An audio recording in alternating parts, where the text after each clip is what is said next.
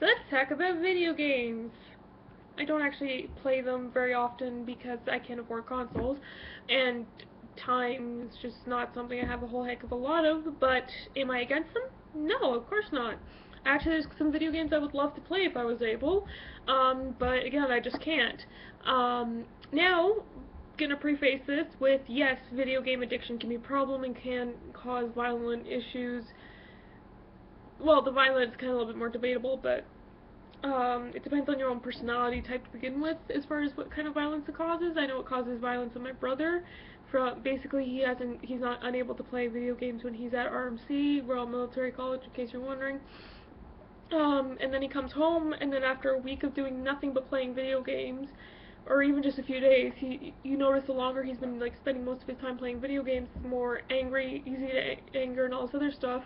But that's also contributed to the fact that he gets obsessed with it, and he doesn't get a lot of sleep, he's not eating well, and also he's someone who doesn't take disappointment very well. So it's more to do with how he's treating his body and his own personality type than what the video games are actually causing. And when I do say the video games cause him to get angry, I mean less the content and more of the frustration of not succeeding, which is something that could happen in any aspect of life.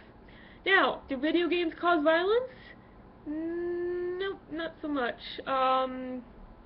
Do they cause school shootings or mass shootings? Do they cause, crime, violent crime, and all this other stuff? Nope. Actually, they have been shown to be a good outlet for people who have these urges to begin with. A safer one, because killing virtual people is significantly better for everyone than killing real people. Because the problem is that people blame these violent video games, but you have to realize is that it's causality and correlation kind of thing. I'm probably using it wrong here, so I apologize, but are they violent because they play video games, or are they playing violent video games because they themselves are violent?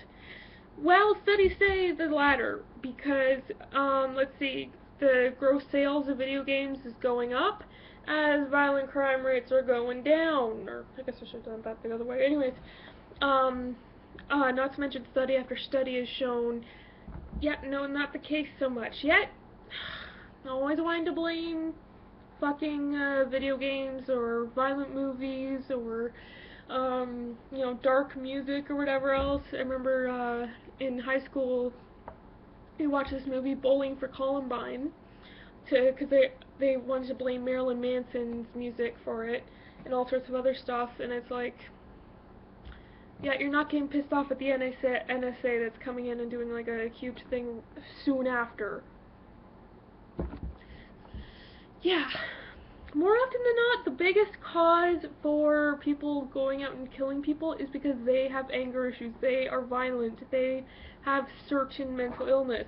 But then there's another thing as far as the whole the mass shooting and violent crime issue goes. People say, mental illness is this awful thing, and they have to regulate it. If you're diagnosed with mental illness, they should be watching you. And this mostly comes from very unknowledgeable and ignorant people. It's because of this type of thinking that people with mental illness are stigmatized, and they feel like uncomfortable telling people that they have a mental illness, especially one that has particular amount of stigma, such as bipolar disorder. Now, stuff like everyone thinks that if you have, schizophrenia is like the one that it's kind of thrown everywhere, and people automatically assume if you're schizophrenic, you're going to be a serial killer, which is not true at all. You're not, just because you're schizophrenic doesn't mean you're going to kill anyone or do anything violent to anyone. Like, seriously. Or personality disorders, they lop that together with hearing voice, that even though it's completely different. And then bipolar disorder is not personality disorder.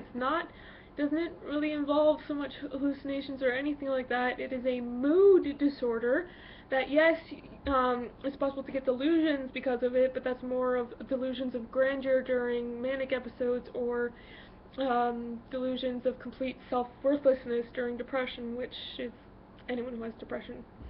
And by delusions of grandeur, it's kind of, when you're manic, you're over-elated, and you're thinking that you're better and that you can do more than you can actually do, which is kind of that can happen to anyone, again, in the right mood, but the thing is that they're more prone to getting into that situation, considering that I'm saying they, we, I'll admit it, I have bipolar disorder. I was diagnosed almost a year ago, actually.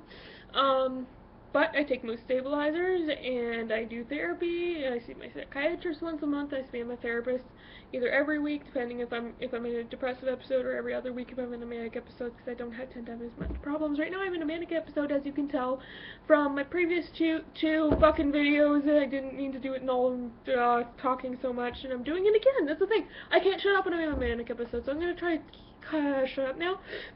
But yeah, so people say, oh, you have this mental illness, you're gonna be a violent killer, and then I try to say, no, that's not true, and then here I am, I have bipolar disorder, and then I'm I write horror, and it's like, well, no, you don't understand, it's cause I've had issues growing up, and it caused some aggression issues, and so that's how I would, that'll be my outlet, was with, writing that stuff. But I'm noticing as I'm getting older, and as I'm finding more peace within myself, and I'm not, I'm coping, and I'm dealing with, and I'm getting my mental illness treated, what I'm writing tends to be a lot calmer and a lot less violent, but the stuff I came up with and recorded stories from when I was younger and angry, and when I get angry now, people have heard them be like, I like that idea, that should get published, so that's why my books I'm writing, I am never happy with it. I have edited it a million times, and I have the full novel done. I just can't stop editing it, because I'm like, I'm a